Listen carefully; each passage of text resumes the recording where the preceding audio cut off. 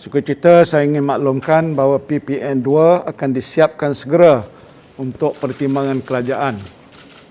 Jadi ini satu daripada perkara yang penting supaya kita dapat mengetahui bilakah masa Malaysia akan dapat kembali pulih seperti sedia kala, malahan lebih baik daripada itu.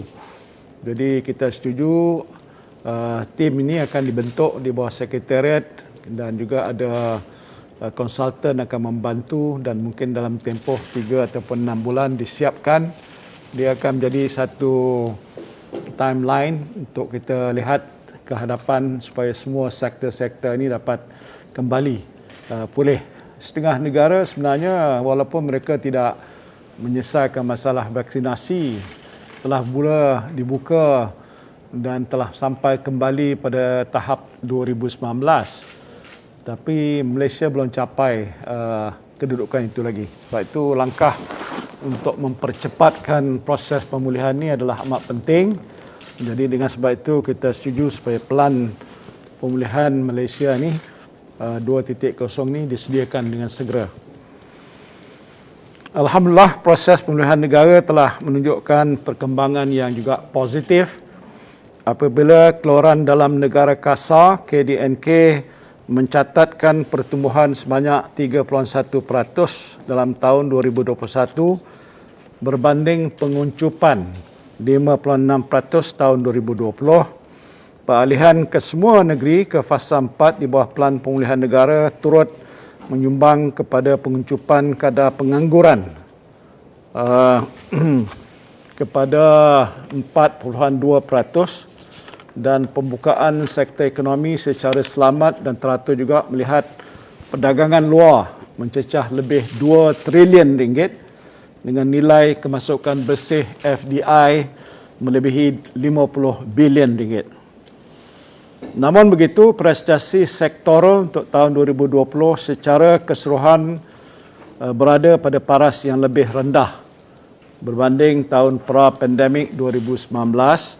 Subsektor kritikal seperti penginapan, makanan, minuman juga masih berada di bawah paras pra-pandemik. Jadi PPN 2.0 amat penting bagi pemulihan semula secara strategik sektor-sektor yang terjejas melangkaui paras pra-pandemik. Majlis juga telah mendengar taklimat Yang Berhormat Saudara Khairi Jamaluddin, Menteri Kesihatan mengenai situasi dan perkembangan terkini COVID-19.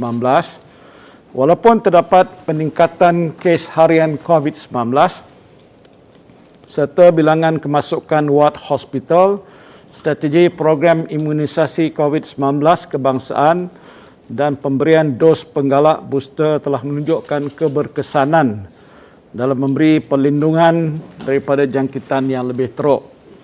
Majlis juga mengambil maklum pihak Kementerian Kesihatan Malaysia dalam proses akhir untuk memuktamadkan SOP bagi pembukaan sempadan negara untuk persetujuan jemaah menteri. Pengumuman pembukaan sempadan akan dibuat dalam masa yang terdekat. Ini juga kita bangkitkan semula kerana mesyuarat MPN yang lepas kita telah mengukuhkan cadangan supaya sempadan negara ini dibuka dengan segera. Waktu itu diputuskan pada 1 hari bulan Mac. Namun begitu, keputusan majlis dah dibawa pada kabinet dan diminta supaya KKM menyediakan SOP yang saya harap adalah lebih longgar, lebih mudah supaya tidak akan membawa kesan kepada pembukaan sempadan. Lagi cepat dibuka, bagi saya adalah amat baik untuk pemulihan ekonomi negara. Jadi saya harap pengumuman ini akan dibuat dalam tempoh yang tidak berapa lama lagi, tarikh sebenarnya, dan kita tunggu sajalah bila masa dia diumumkan.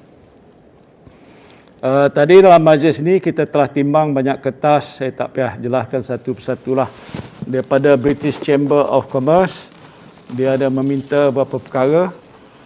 Jadi demikian juga daripada Economic Outlook daripada MIER dan juga status terkini di Langkawi sebagai travel bubble. Dan daripada laporan itu, daripada tarikh dia dibuka untuk pelawat-pelawat datang ke Langkawi. Katanya hasil pendapatan kepada Langkawi meningkat lebih 700 bilion ringgit pendapatan tambahan. Tapi masih jauh daripada paras yang sebelum itu, hampir 1.4 bilion yang mereka telah dapat pada masa-masa lepas. So there's still a lot of effort that need to be done. Kita telah minta supaya LADA mengambil inisiatif agak agresif supaya bila mana sempadan buka, maka ramai pelancong-pelancong akan datang kembali ke Langkawi, khususnya ke negara kita amnya. Ini British Malaysia Chamber of Commerce ada mengungkapkan beberapa cadangan untuk pembangunan, pengambilan dan pengekalan bakat ataupun talent supaya lebih banyak pelaburan datang ke dalam negara kita. Ini of course disokong oleh majlis dan dalam hubungan ini adalah perlu supaya cadangan ini diperhalusi secara terselaras oleh sebuah jawatan kuasa konsultatif dengan penglibatan pelbagai agensi yang bertanggungjawab. Perkara ini disentuh tadi termasuk soal membantu sektor pendidikan tinggi swasta yang banyak membuka universiti dalam negara kita. Kajian sentimen pengguna oleh MIER juga menunjukkan bahawa sentimen pengguna masih belum memuaskan. Mengambil kira pengguna menjangkakan bahawa keuangan isi rumah belum pulih sepenuhnya. Kadar inflasi meningkat dan pasaran pekerjaan masih sederhana suku tahun 2022. Sentimen perniagaan bagi tempoh yang sama adalah lebih baik dengan jumlah pengeluaran ekspor dan permintaan domestik meningkat. Dan dalam hal ini, majlis memberikan penekanan berkaitan usaha menangani impak inflasi dan kenaikan kos barangan ke atas kualiti hidup rakyat. Dan ketiga tadi saya telah jelaskan kejayaan program gelembung pelancongan antarabangsa Langkawi. Majlis telah menimbang menyokong secara prinsipnya cadangan penambahbaikan pelaksanaan program oleh pihak LADA meliputi aspek pengurangan bilangan ujian pengesanan kerana nak masuk ke Langkawi diuji hampir tiap-tiap hari ada test. Jadi ini tak menarik pelancong untuk datang. Itu pun kita bincang dan mungkin diharap bila diumumkan nanti perkara-perkara itu akan diambil kira oleh pihak kerajaan. So itu sajalah.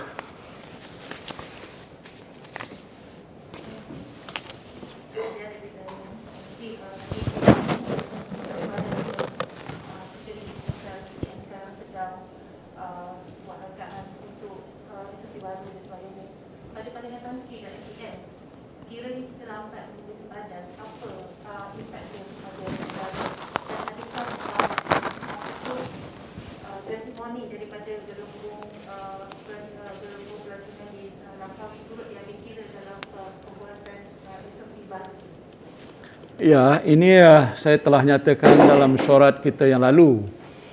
Kenapa majlis menggesa supaya sempadan itu dibuka seberapa cepat yang boleh.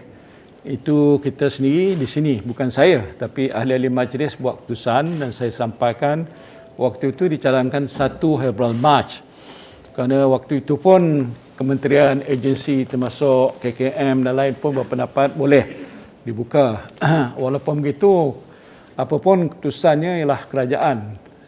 Jadi tadi telah dimaklumkan mereka dah ambil kira apa yang telah pun kita putuskan di sini dan sememanglah wajar supaya dipercepatkan. Jangan lambat sehari, kos bagi negara adalah amat besar terpaksa ditanggung. Cepat buka, untung pada Malaysia adalah amat banyak. Jadi negara-negara lain, bagaimanapun kita tahu, dah diumum Australia sudah buka hari ini. Australia ke belakang daripada Malaysia dari proses vaksinasi. Mereka masih lagi belum selesai. Kita dah selesai. Antara negara top 10 in the world yang berjaya menguruskan soal itu. Tapi bila proses nak buka sempadan pulihan, kita agak lambat. Ini majlis memberikan pandangan. Ini kalau terlalu lambat, kesannya adalah tidak baik bagi kita, merugikan negara. soal Omicron, soal COVID, seluruh dunia menghadapi masalah. Tetapi di Malaysia nampaknya walaupun kes meningkat, tadi diberi penerangan oleh Menteri dan juga oleh Ketua Pengarah Kesihatan, dia mampu menguruskan. Kes-kes yang berat mungkin tidak berapa banyak, 0.2%, 3%. Kadar kapasiti di hospital kita mampu menguruskan isu-isu yang berat seperti ICU tidak terkesan. Jadi bermakna apapun situasi dia boleh diurus. So kalau dah boleh urus, apa jadi masalah? Orang luar nak datang ke negara kita biasanya kena buat PCR dulu, masuk okeylah. Dia belanja lepas tu dia balik. Jadi saya tak nampak kenapa kita harus mengambil langkah yang agak lambat. Apapun ini kita telah ulang balik pandangan kita lah supaya perkara itu diberikan perhatian. Jadi masuklah soal isu Langkawi ke. Sebenarnya cadangan awal dulu lepas Langkawi nak buka lain-lain pulau. Demikian juga sempadan di selatan dengan Singapura. Itu negara jiran, negeri yang paling terkesan teruk oleh sebab ada sekatan halangan di boundary kita itu ialah Johor. Itu negeri saya lah, bangsa Johor. Tadi sebab itu lagi lambat kita buka, dia punya masalah tu lagi besar, terpaksa kita tanggung. Apapun saya suka cerita dengar Menteri Kesihatan beritahu, tunggulah. Dia kata Tan Sri tak lama lagi kerajaan akan umumkan tarikh yang sebenarnya. Tan Sri, moving forward ya, kita cerita pasal last week pun MOT kata akan buat akan cadang atau buka PCL baru di selain daripada KLIA dan sebagainya. So moving forward, adakah mungkin NCN akan cadangkan kepada MOT ataupun akan galakkan penerbangan langsung ke? Ya, patutnya bila dia buat keputusan tu, dia ambil kira semua. Sama ada darat, laut, udara dan sebagainya. Pasal kalau dah buka sempadan tapi ada sekatan, ujian tak berhenti-henti sebagai contoh, ataupun dihadkan penerbangan, ada VTL. Dulu mana ada VTL? Apakah perlu nak ada VTL lagi kalau dah buka sempadan? Siapa nak masuk, ikut peraturan SOP, masuklah. So itu harus dibuat begitu bagi saya. Dan saya harap Kementerian Kesihatan utamanya dan lain-lain agensi yang terbabit mesti melihat dia secara komprehensif. Jangan lepas satu besok ada masalah, lepas tu tengok-tengok baru selesaikan. Lepas tu satu masalah macam isu kuarantin, isu ujian, ini biasa berbangkit. Kalau boleh masuk tapi diuji macam di Langkawi, dimaklum tadi tiap-tiap hari kena test. Saya pun tak nak pergi sana kalau saya orang asing. Kena tiap-tiap hari kena test kena bayar. Jadi itu jadi masalah besar. So I hope there will be a comprehensive announcement that will take into account all aspect.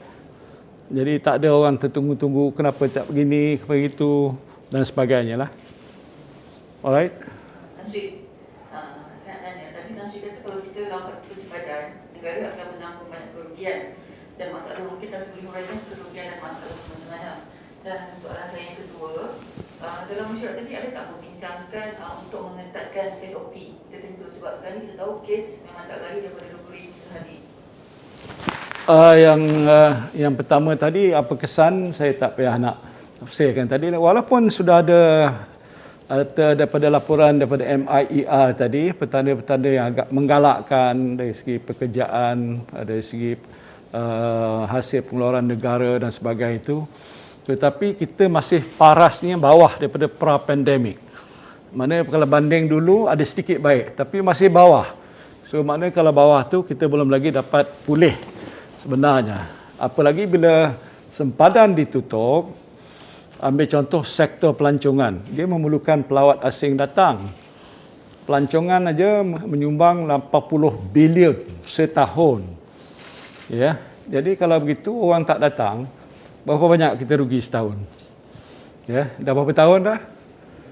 Kalau bagikan dengan hari, berapa banyak ratus juta ke yang kita rugi? Itu satu sektor, itu satu pelancongan. Tapi lain-lain sektor, pendidikan, sektor kesihatan, ada orang kata medical tourism, banyaklah. Apalagi sektor ekspor apa semua sekali. dia ada kesan-kesan tertentu disebabkan oleh kerana sempadan masih belum dibuka. Jadi sebab tu negara lain melihat perkara yang serupa, mereka ambil langkah segera. Walaupun keadaan COVID di negara mereka tu masih agak lebih tinggi daripada apa yang berlaku di Malaysia. Pasal dia tahu macam mana nak menguruskan. Jadi bagi saya itu adalah amat penting. Tadi juga diberitahu bahawa apa perkara yang berkaitan dengan SOP ni, ini yang disebut yang tadi oleh Menteri Kesihatan, dia akan halusi, nanti akan diumumkan. Bukan saja SOP untuk asing datang ke Malaysia, tapi SOP bagi kes-kes COVID yang ada dalam negara.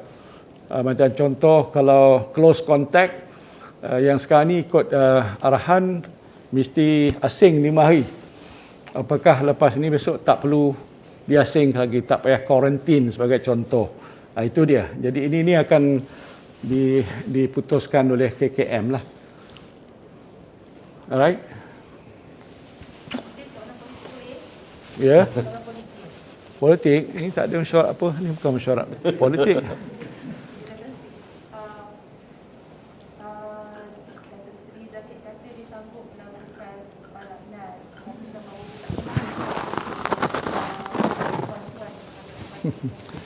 Itu hak dia lah, dia nak sumpah ke tak sumpah. Bagi saya ni bercakap yang benar. Nak cakap pada rakyat jangan bohong. Dan ada bukti, dan malam tu saya dah tunjukkan saksinya. Tapi kalau dia nak sumpah, berapa kali sumpahlah. Itu serah pada dia lah.